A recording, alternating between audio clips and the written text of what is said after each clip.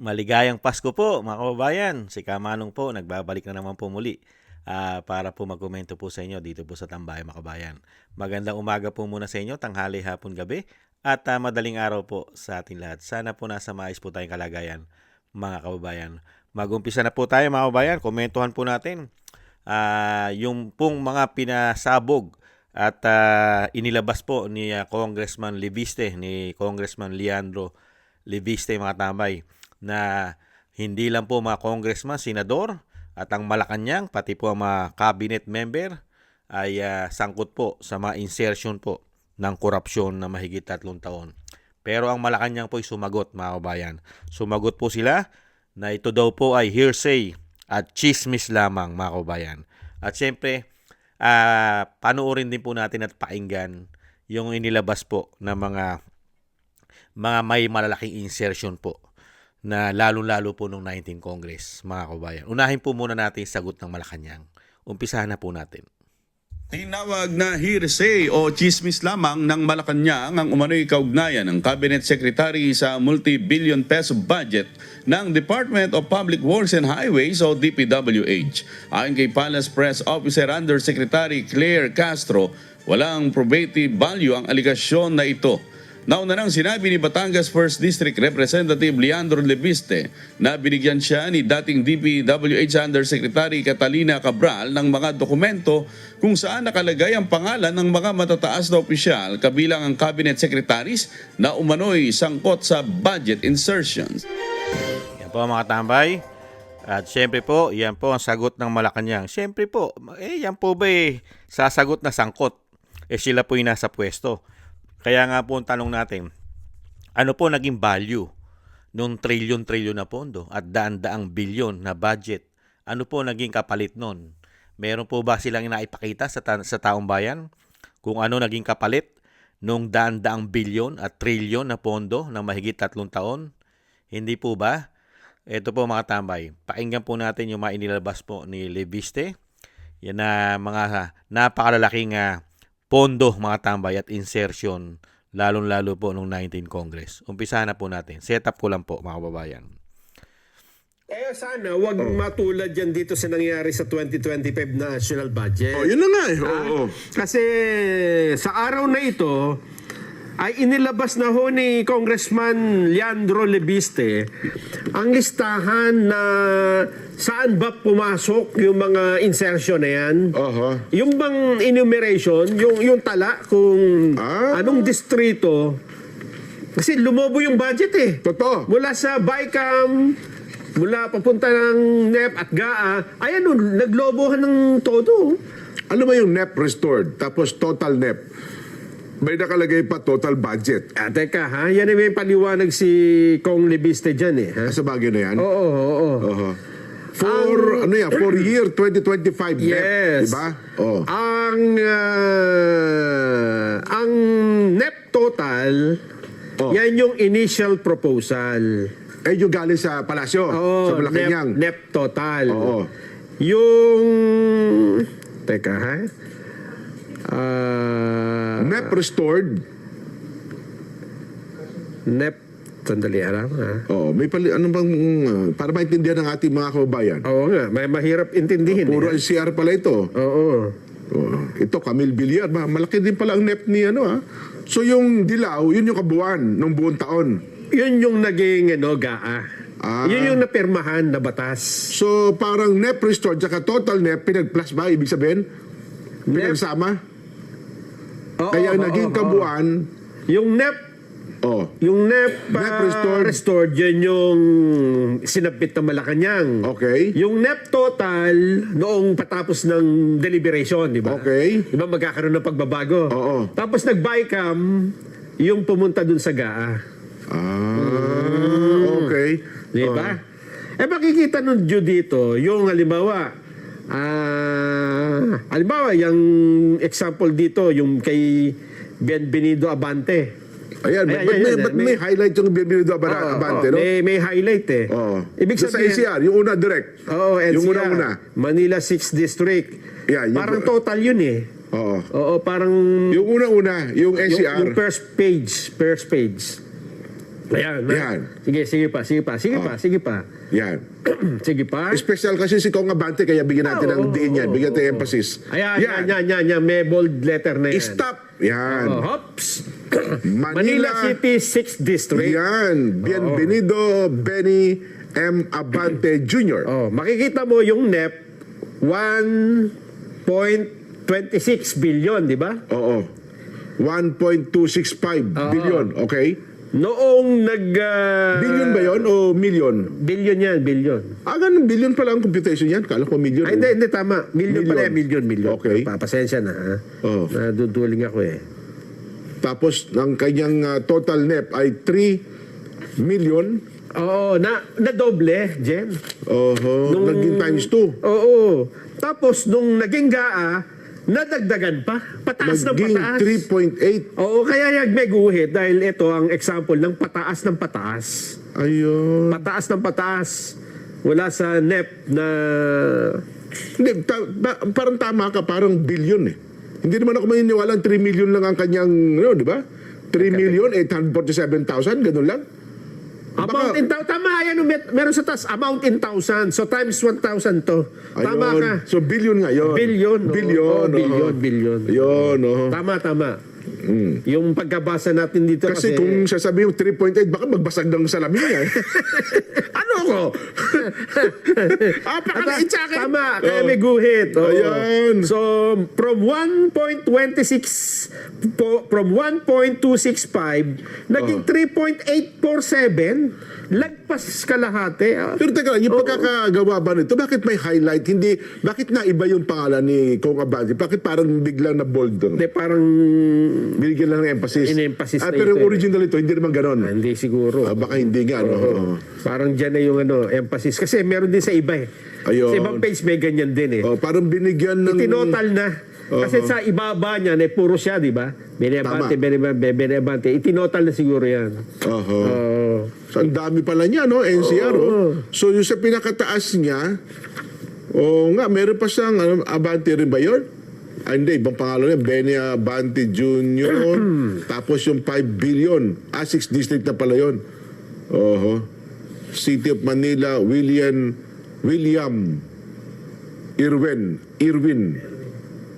Irwin Chen. Pasay City, Antonio Calixto. Ayun. Baka sabihin ni Kong Benny, hindi naman ganyan eh. In-edit eh. Baka anong katiyakan natin na yan nga talaga ang halaga nung kanya. Kasi parang nabago yung letra eh. Sabi ni Kong Lebiste, hindi lang naman ako may kopya niyan. Kung gusto yung i-confirm, tingnan niyo yung kopya ng Pwede nasa nyo iba. i-counter check kung nga naman, no? i-counter check nyo. Oho. Oo. Kasi itong listahan na ito, hindi na talaga ito lumilitaw sa public eh. Wala. Kung paano nabuo ang budget, ay Ayun, ito ba hindi... yung china-challenge sa ni Kong Terry Ridon? Ito. Salita na kung ano-ano, ilabas mo na lang. Ayan, nilabas na nga. So, nilabas niya ngayon. Nilabas na niya nga. Pero ito kasi 19 pages, matagal-tagal na pag-aaralan mo ito, ha? Wait naman, kasi may mga ibang pangalan na talagang bold letter, ano? Bakit kayo naka-bold? Kung Eric Yap, yan o, matinder yan. Sa...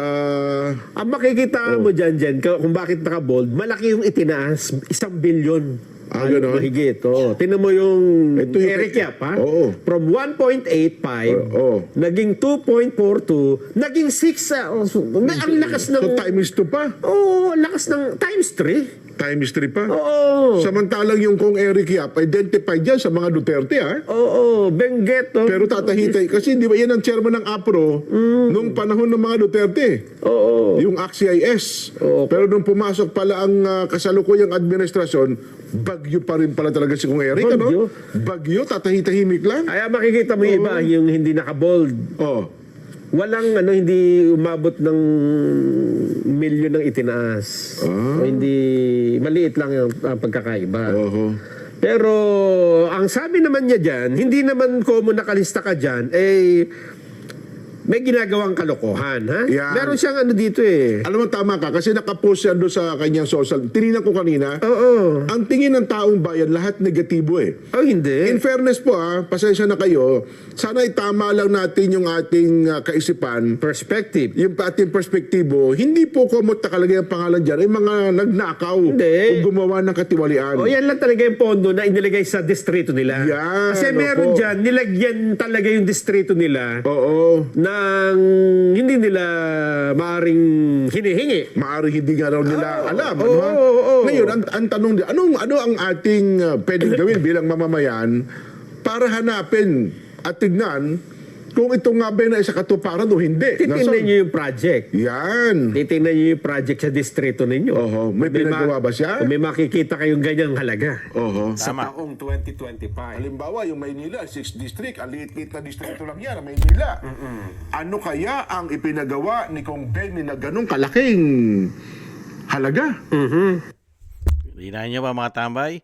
Doon mo malalaman kung hindi siya chismis at hearsay. Kung ano po ang ginawa nila sa kanila pong bilyon-bilyon na budget, mga kabayan. At sinasabing hearsay at chismis. Ito kaya, chismis kaya ito mga tambay?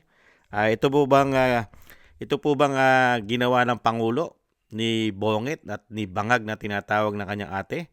Ay hearsay po ba ito at chismis? Pakinggan po natin ito pong si Ben Barubal, mga kabayan. Pakinggan po natin. Panoorin po natin. No one realized O throwback tayo, throwback. Para lahat ng mga kasinungalingan niya, marikol. Kung paano niya pinaikot, niloloko yung mga madlang people. Ito yung zona ng bangag niyong presidente noong 2024. Niyayabang netong sinungaling na to na nakatapos daw sila ng 5,500 project sa flood control. Sa pagpihit ng panahon, ang hagupit ng La Nina at mga matinding pag-ulan naman ang ating binabantayan at pinaghahandaan. Mahigit 5,500 flood control project ang natapos na.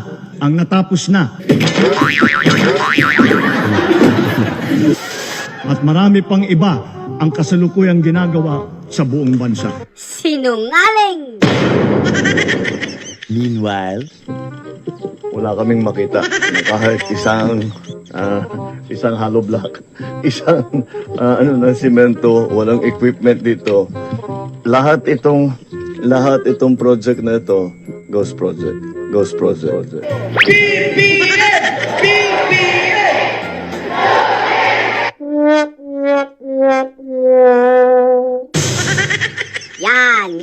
Yan tayo eh. Inuna kasi yung yabang eh.